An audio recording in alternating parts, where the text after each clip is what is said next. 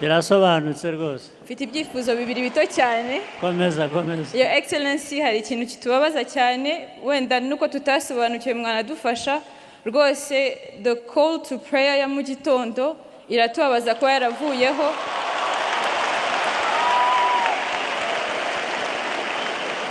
Arimo iki?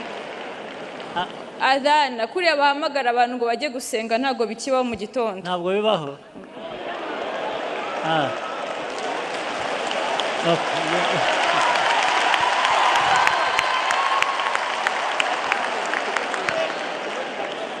Your Excellency, turabemera ko ibyo biroroshye kubisuzuma nabyo bikaya. Indangagaciro z'umunyarwanda na kirazira bya kinyarwanda naho bitaniye n'ibya Islam, ahubwo Islam inarenzaho. Turabemera ko muduhaye urubuga, Islam ni ukuri zadufasha, ari mu kugira isuku, ari gukora business neza, ari kwita ku baturage.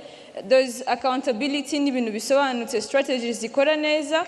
Turasaba muduha urubuga nk'uko mwaruduhaye, RMC na iduha urubuga. Murarufite rwose, nta kintu musaba. Yes. Mufite uriya wari ukwiye kumumenya, ariko afite ibitekerezo bishobora gufasha kubaka. Hanyuma ibindi biraza local government. Icyo kibazo muze kukiga murebe ikibazo ni iki.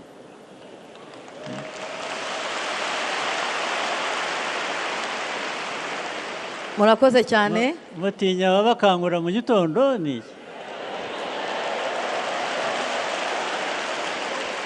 Ubundi ari amasaha niyo yo gukanguka n'ubundi.